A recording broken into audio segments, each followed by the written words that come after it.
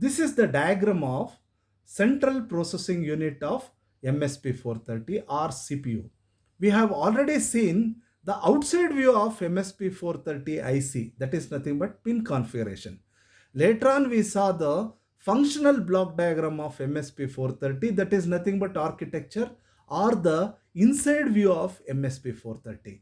In the inside view we happen to had seen the central processing unit, that is CPU. CPU has got 16 registers from R0 to R15 and each register is of 16 bit.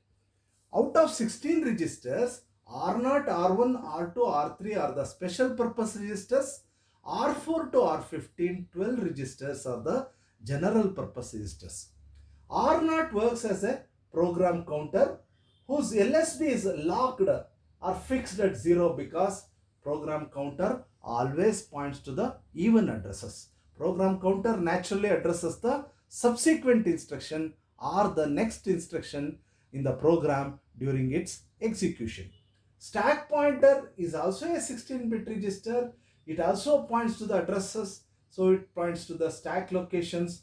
Here again, the LSB is 0 because stack pointer always points to the even addressed location. Stack works as a LIFO structure where register contents are pushed or saved before going to the subroutine. Here, stack pointer actually decrements while data is pushed to the stack, while retrieved or popped out, stack pointer increments. So stack grows in the opposite direction as that of the general data that is being stored. Coming to the register R2, it is a status register as well as the constant generator 1, that is R2 in the addressing mode 00, it works as a status register. During the addressing mode 01 and 10 and 11, that is in the three addressing modes, R2 works as a constant generator to give out the constant values such as 0, 4 and 8 as the source constant values. Whereas in the addressing mode of 00, that is register addressing mode, R2 simply works as a status register or a flag register. That is, R2 has got dual role, two roles to play. In register addressing mode, it acts as a flag register. In the other register, in the other addressing modes, it works as a constant generators of the values of 0, 4 and 8. Whereas R3 solely or separately works as a constant generator. In different addressing modes, it gives different constant values, such as addressing mode 00, it gives the value of 0. In the addressing mode 01, it gives the value of 1. In the addressing mode 10, it gives the value of 2. In the addressing mode 11, it gives the value of -1 or FFFF. So -1, 2, 1, 0 are the constant values provided by the constant generator in the different addressing mode. Then R4 to R15, 12 registers works as a, they all work as general purpose registers wherein data and addresses are stored temporarily. Arithmetical and logic unit is also a 16-bit ALU which has got source and destination as the two inputs.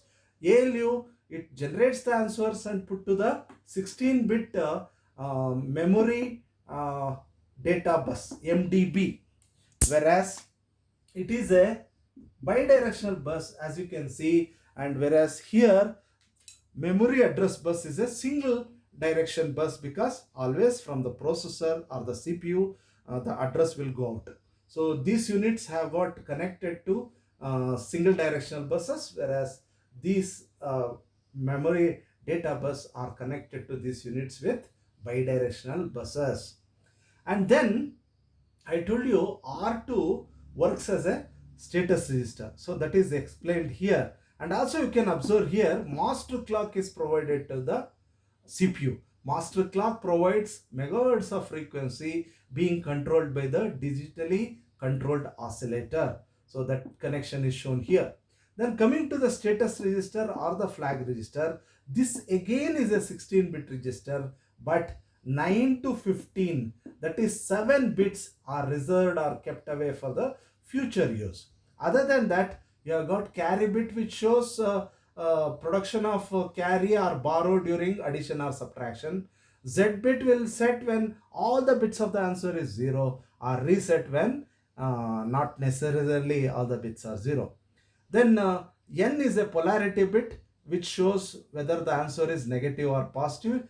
Coming to the V here, it is used in the signed operation. If the magnitude value exceeds to the sign bit position, then the overflow occurs. Then coming to the GIE here, general interrupt enable, will enable all the related interrupt inputs, interrupt options if it is set to 1. If it is made 0, then all the interrupt requests are disabled. Here there are SCG1, SCG0, oscillator off and CPU off. Herein what would happen when the voltage goes lower, embedded microcontroller is going to withdraw certain functionalities, or it switches to the normal mode to the what? To the low power mode. So while retrieving to the or resorting or going back to the low power mode from the normal mode, it is going to take away or withdraw some of the functions. Thereby, if SCG1 is made 1, then system clock generator is disabled. That is SMCLK, submaster clock will be not available, switched off. If SCG0, system clock generator 0 is made 1, then both submaster clock and the master clock are switched off. Otherwise, if this is made 1, entire oscillator is switched off. Likewise, if this bit is made 1, the CPU itself will be made off. That means these 4 bits corresponding to different low power modes of embedded system, while voltage drops to a lower value. Then GIE is the general interrupt enable. By setting it, you are enabling all the interrupts, or making it 0, you are disabling. Then carry 0 bit, polarity bit and overflow flag bit are all the bits description of the status register or the flag register of MSP 430 central processing unit.